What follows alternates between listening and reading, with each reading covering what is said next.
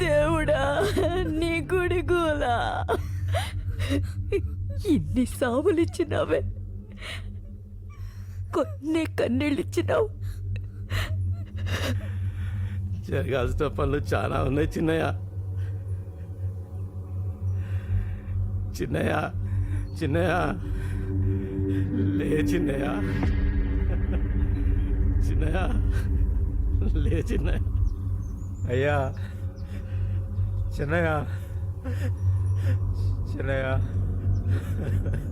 వదులు చిన్నయ్య, అయ్యే నొలికిలు కంపాలా, వదిలేయా. నువ్వన్నా చెప్పమ్మా. నిన్ను వేలు పట్టుకుని నడిపించినాడు, నువ్విప్పుడు కాటుకు నడిపియాలా?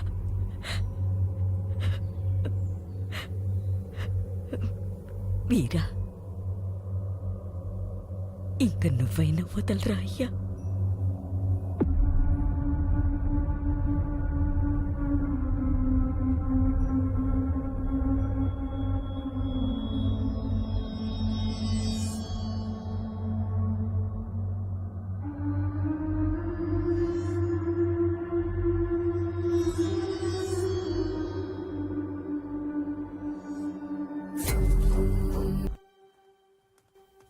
హైదరాబాద్ నుంచి సుదర్శన్ రెడ్డి గారు.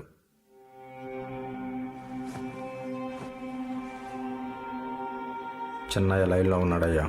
సారీ బాబు, రావడం పడలేదు. జరిగిన దానికి మీ అందరం చాలా షాక్లో ఉన్నాం. నాన్నగారు లేకపోవడం పార్టీకి పెద్ద లోటు. మీరే దాన్ని ఎలాగైనా పూర్తి చేయాలి.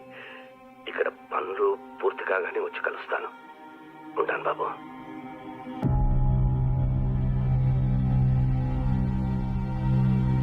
ఇదే సొంత చెన్నయ్య, బసిరెడ్డి కొడుకు తలకాలేపుదాం. మొత్తం ఊర్లని మన చేతికొచ్చేయాలా? గనులు చూసుకుని కదా అతగాడికి నిన్ను అప్పగూరు పట్టిండేది. ఎట్లయినా చేసి అది కూడా మనమే చేద్దామప్ప.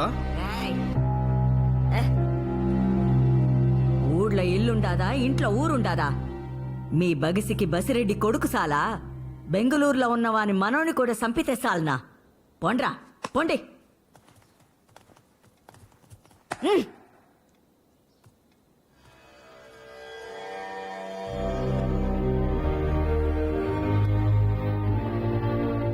పంతొమ్మిదేండ్లప్పుడు ఎత్తకొచ్చి మరీ చేసుకున్నాడు నా సుగునా అంట పొగలు పొద్దులు కూకులా ఇడిసిపెట్టకుండా తిరుగుతాండే నువ్వు కడుపున పడినాకే మీ అమ్మని గెలిసేసినాననుకున్నాడు ఏందో దాన్ని వంటింట్లో వదిలేసి వరండాలకు పోయి ఊరిని గెలిచడం మొదలుపెట్టినాడు మళ్ళీ లోపలికొస్తాడని 25 ఏండ్లు చూసింది మీ అమ్మ ఆడ్నుంచి అట్నే పాయ్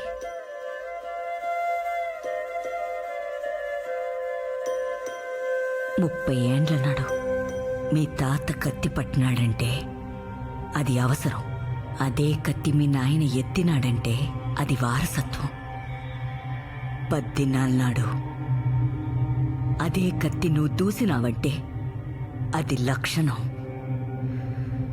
ఆ కత్తి నీ బిడ్డ నాటికి లోపమైతుందా భయం వేస్తాండాదరా వీరా ఆ పొద్దు నువ్వు కత్తి పట్టినట్లేదే అది నీ చేతికి ములిసినట్టుండాదని మనోళ్ళు అనుకుంటా అంటారు ఇంక చాలు పడినంత పడినా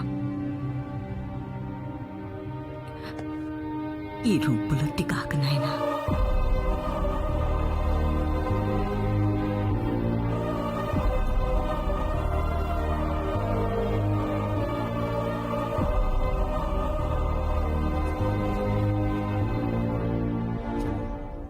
దండాలియా ఎవరుమా నువ్వు? నాగమణి చిన్నయ్య శివయ్య పెళ్ళాం. ఈ పొద్ద రేపా అనేటట్టుండావే ఏంటికి పాప ఎండన పడి ఎంత దూరం వచ్చినావు? మొన్న కొట్లాటల్లో కేసు పెట్టి పోలీసోళ్ళు ఆ ఇంటాయన్ని తోడుకుపోయినారయ్యా. వాడినేదారే నీకేంటికి లేమ్మా.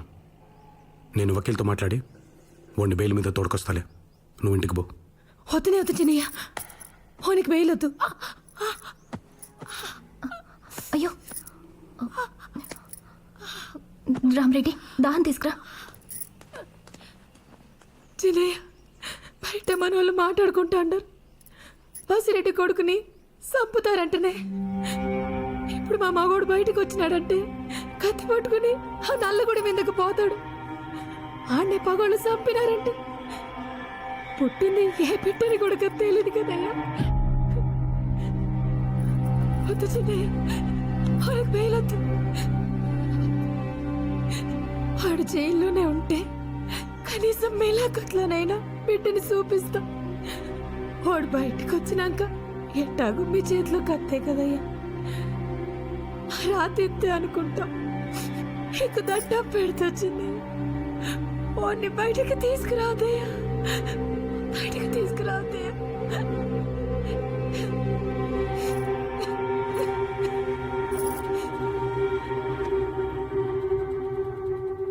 అందరూ యుద్ధంలో గెలవడం ఓడమే చూస్తారు. అంతా అయిపోయినాక ఏడవడం ఎవరికి జ్ఞాపకం రాదు.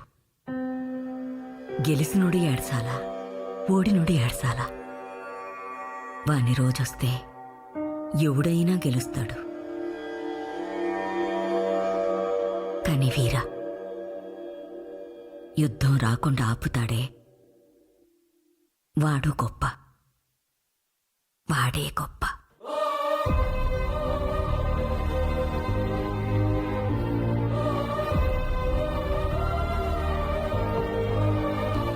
రాయే నా కోడలంటా పోరి పోరి పిలిపించినారు.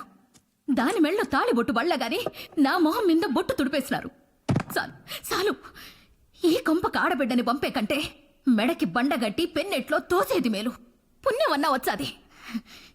ఏంది పాప యోచన? బొట్టు పెడతారనా? ఎవరు పెట్టేది? ఇంటి నిండా ముండ మూసినారులే.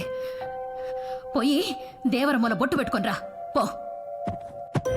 పోయే.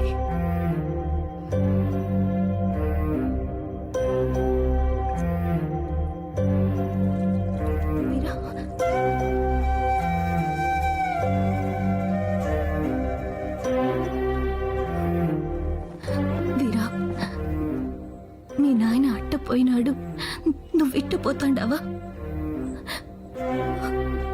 ఈయన్నే ఉంటే ఆయన పోయాడనే బాధ, ఆయన్ని చంపినారనే కోపం తప్ప వేరే దారి కనపడట్లేదమ్మా. ఎటకని